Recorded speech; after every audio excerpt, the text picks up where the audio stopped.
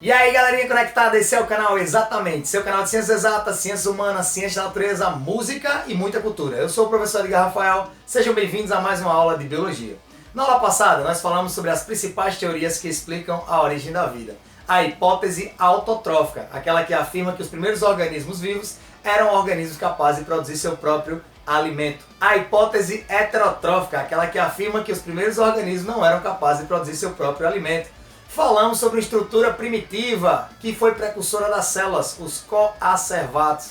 Falamos também sobre a hipótese endossimbiótica ou simbiogenética. O que é isso, professor? É a hipótese que afirma que as mitocôndrias, responsáveis pela respiração, eram estruturas que viviam fora da célula e, por simbiose, passaram a viver dentro da célula numa ajuda mútua, onde as duas estruturas passaram a se beneficiar, as mitocôndrias e as células. Isso garantiu uma evolução. Essa mesma teoria também afirma que os plastos, especialmente os cloroplastos, passaram a viver também dentro das células, permitindo que elas pudessem realizar um processo conhecido como fotossíntese. Lembrando que as plantas, além de realizarem fotossíntese, também realizam a respiração, ou seja, parte do oxigênio produzido pela fotossíntese é consumido pelo próprio vegetal. Logo, as florestas não são o pulmão do mundo são os oceanos. Falamos também sobre as eras geológicas, a Paleozoica, a Mesozoica e a Cenozoica. Demos uma ênfase aí na era Mesozoica e seus três períodos, o Triássico, o Jurássico e o Cretáceo. Falamos um pouco até sobre a extinção dos dinossauros.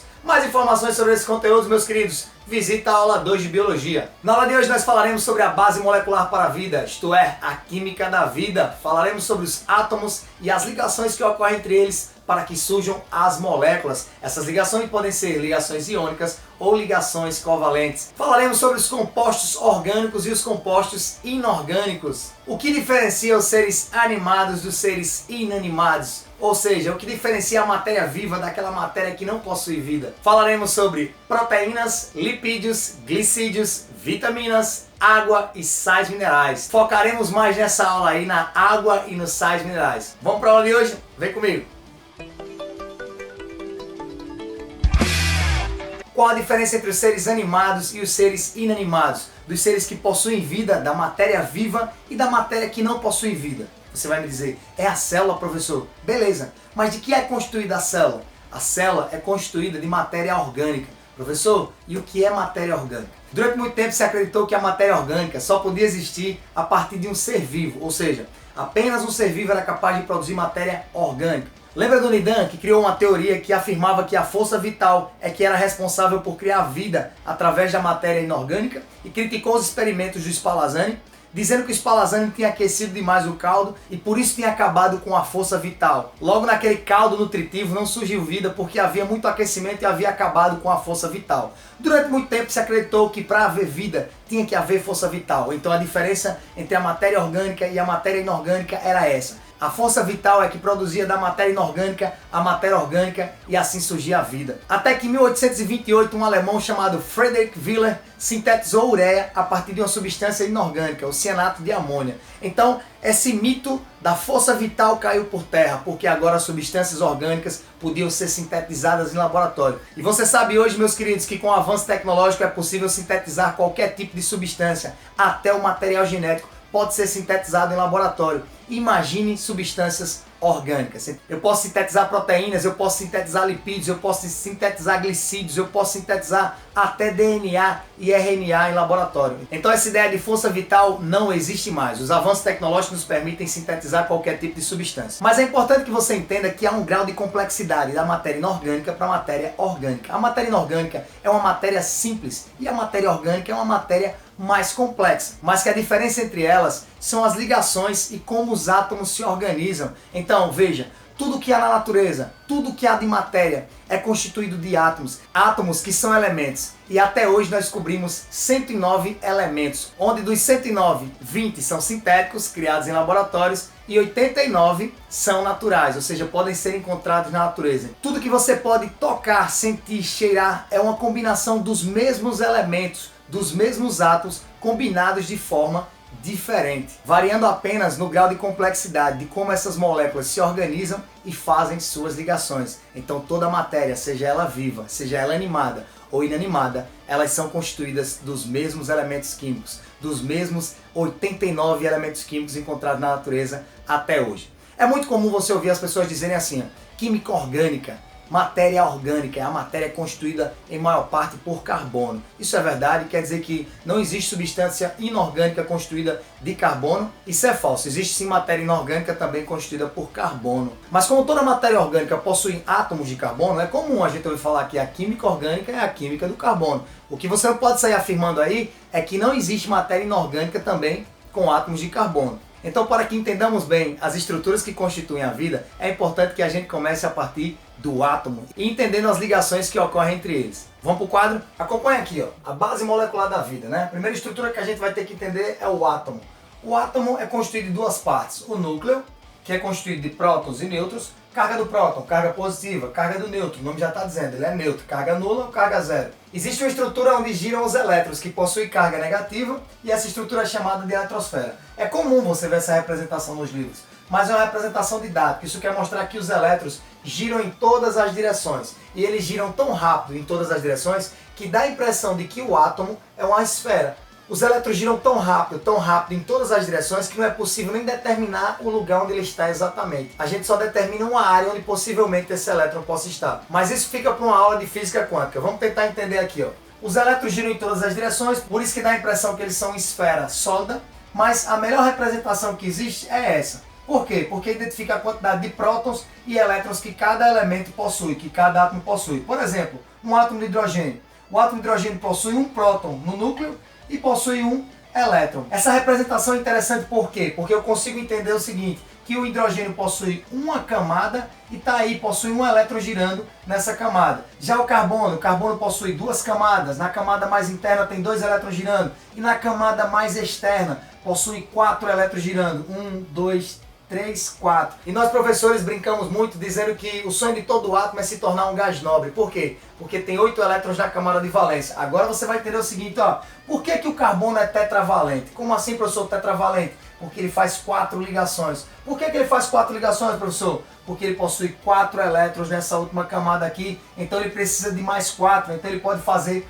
4 ligações. E aí se eu for para o oxigênio, que também tem 2 camadas, na camada mais interna possui 2 elétrons girando, na camada externa possui 1, 2, 3, 4, 5, 6. Como todo átomo quer se tornar um gás nobre e possui 8 elétrons na camada de valência, logo o oxigênio pode fazer 2 ligações. Que tipo de ligações são essas? As ligações podem ser iônicas ou covalentes. O que é uma ligação covalente, professor? Ligação covalente é quando há um compartilhamento de elétron. Isto é, a ligação ocorre e o elétron pertence tanto a um elemento quanto a outro. Então é um elétron compartilhado. Ligação iônica, há uma doação de um átomo para o outro de elétrons. Então, quando há doação verdadeira de elétrons é ligação iônica. Quando há um compartilhamento de elétrons é ligações covalentes. Vamos tentar entender melhor isso aqui no quadro.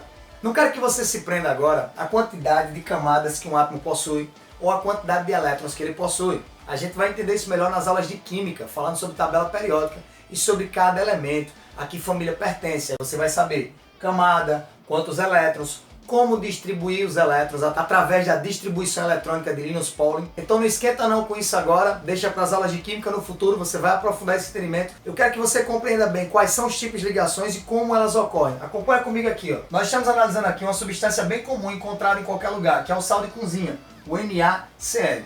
Como é que ocorre essa ligação entre o NaCl? Preste atenção aqui, meu querido, ó. O Na, que é o sódio, possui 11 elétrons e existe apenas um único elétron girando na última camada. O cloro possui 17 elétrons e 7 elétrons girando na última camada. Olha o que é que acontece, ó. Esse elétron aqui que está girando na última camada aqui do sódio, ele vai ser doado para essa última camada aqui do cloro. Então o que acontece? Isso aqui foi um tipo de ligação iônica, porque na ligação iônica há uma transferência de elétrons.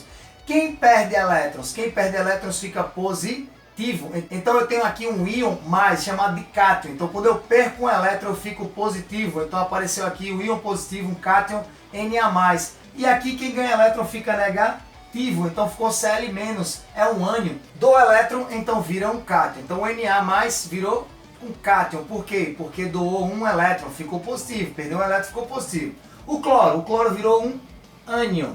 Por que virou um ânion, professor? Porque ganhou elétrons e ficou negativo. Ah, professor, Então é o seguinte, os dois são íons, é isso? Os dois são íons. Só que os cátions são os íons positivos e os ânions são os íons negativos. Perfeito, essa é a ideia. Então, perdeu elétrons, ficou positivo, cátion. Ganhou elétrons, ficou negativo, ânion. Beleza? Essa doação de elétron que causou o surgimento de íons Na+, e Cl-, causam interação, geram uma força elétrica que deixa esses dois átomos juntos, formando os cristais de cloro, que podem ser representados por esferas, né, ou na fórmula molecular, NaCl, cloreto de sódio, ou na fórmula estrutural plana, que a gente forma assim. Esse tracinho representa uma ligação iônica, então tá aí. Se fosse uma ligação covalente, professor, por exemplo, ligação covalente entre átomos de oxigênio, O2, para formar a molécula oxigênio, há um compartilhamento de elétrons. Nenhum dos dois átomos que formam a molécula de oxigênio doam os elétrons, eles compartilham um único elétron. Nenhum dos dois átomos de oxigênio que formam a molécula do oxigênio doam elétron um para o outro. Na verdade, o que é que eles fazem? Eles compartilham um par de elétrons. Então o elétron pertence a um átomo, pertence a outro. Se você analisar aqui no átomo de oxigênio, ó, esse elétron não iria para outro átomo de oxigênio. Na verdade, ele seria compartilhado. Então ele pertenceria às duas eletrosferas. Ele iria para o outro e voltaria. Isso geraria também uma força elétrica que manteria os dois átomos de oxigênio unidos, formando a molécula de O2. Então, para formar o oxigênio é uma ligação covalente, logo um compartilhamento de elétrons. Já para formar o NaCl, que é o cloreto de sódio, é uma ligação iônica porque houve uma doação de elétrons. Entraremos em mais detalhes e nos aprofundaremos mais nesses conteúdos nas aulas de Química. Principais elementos químicos que constituem os seres vivos. O que diferencia o ser animado do ser inanimado, do ser que possui vida para aquela matéria que não possui vida. Você vai lembrar logo de uma abreviação, CHOMPS. Falou em vida, falou em CHOMPS. Professor, meu querido, e o que é CHOMPS? CHOMPS é uma abreviação: carbono, hidrogênio, oxigênio, nitrogênio, fósforo e enxofre. Meus queridos, cerca de 98% da matéria encontrada nos seres vivos é constituída por esses 6 elementos, principalmente os 4 primeiros: carbono, hidrogênio, oxigênio e nitrogênio. O fósforo e o enxofre aparecem em quantidades menores. Para você ter ideia, os organismos vivos possuem cerca de 75 a 85% do seu corpo constituído por água, hidrogênio e oxigênio, H2O. De 75 a 85% da matéria encontrada nos seres vivos é pura água. Entre 10 e 15% de proteína, entre 2 e 3% de lipídios, 1% de glicídio, 1% de ácidos nucleicos, que são DNA e RNA, ou seja, material genético, e 1% de outras substâncias. Agora vamos retirar a água da equação, vamos tirar esse 80%, vamos analisar só o que sobrou: proteínas, glicídios, lipídios, ácidos nucleicos e outras substâncias. Vamos lá. Isto é, retirando a água da equação, agora eu não estou levando em conta a quantidade de água do organismo, cerca de 70% da matéria é feita de proteína. De 14 a 15% de gordura. Lembre que isso varia. Se você for analisar um atleta fisiculturista, por exemplo, a quantidade e o percentual de gordura dele é bem baixo, ou seja, a quantidade de lipídios é reduzida. Cerca de 4 a 5% são glicídios, de 4 a 5% é de ácidos nucleicos, ou seja, material genético, e de 4 a 5% é de outras substâncias. Lembre bem disso, a maior parte, o maior constituinte dos seres vivos é a água. Agora, se você tirar a água dessa equação, você tem cerca de 70% de proteínas, é a estrutura, a proteína. E aí eu tenho entre 14 e 15% de lipídios, que são as gorduras, eu tenho de 4 a 5% de ácidos nucleicos, que é o material genético, e tenho de 4 a 5% de glicídios, que são os açúcares, carboidratos, e de 4 a 5% de outras substâncias. E essas outras substâncias das quais eu estou falando são sais minerais. Então acompanhe aqui comigo um resuminho sobre isso aqui no quadro e vamos falar sobre os principais sais minerais, suas funções e suas fontes, onde podemos encontrar os sais minerais. Bora lá? Vamos lá! Constituintes da matéria viva, elementos químicos, você vai lembrar de quê? CHOMPS, carbono, hidrogênio, oxigênio, nitrogênio, fósforo e enxofre. Principalmente esses 4 primeiros, né? Carbono, hidrogênio, oxigênio e nitrogênio. A maior parte das substâncias encontradas nos seres vivos é constituída por esses 4 elementos, beleza? Olha o seguinte, acompanha aqui, ó, principais moléculas. Então, água. De 75 a 85% da matéria encontrada nos seres vivos é constituída por água. 10 a 15% são proteínas, a estrutura. De 2 a 3% são os lipídios, as gorduras. Glicídios são os açúcares, 1%, ou parte estrutural também. Ácidos nucleicos, ou material genético, DNA e RNA, 1% da matéria que constitui os seres vivos. Outras substâncias, 1%. Quais são essas outras substâncias, professor? São as substâncias inorgânicas aqui, ó. Compostos inorgânicos, são os sais minerais. Esses sais minerais são o que, professor? São íons que podem ser cátions, quando doam elétrons, ou seja, quando perdem elétrons, ou podem ser ânions, quando ganham elétrons. Exemplo, cálcio 2+, o Mg2+, o magnésio, o Mn2+, o manganês. Professor, vou ter que lembrar de todos esses aí no vestibular? Claro que não, meu querido. O que é que você vai ter que lembrar? Dos nomes, funções e onde são encontrados. Isto é, o nome dos sais minerais, suas funções, ou seja, as principais funções desempenhadas por cada sal mineral desse aí e onde eles são encontrados. Por exemplo, ó, o cálcio, você já sabe, meu querido, ossos e dentes, e atua também na coagulação sanguínea. Onde é que eu encontro o cálcio? A principal fonte, você já sabe, o leite, os vegetais e os laticínios em geral são boas fontes de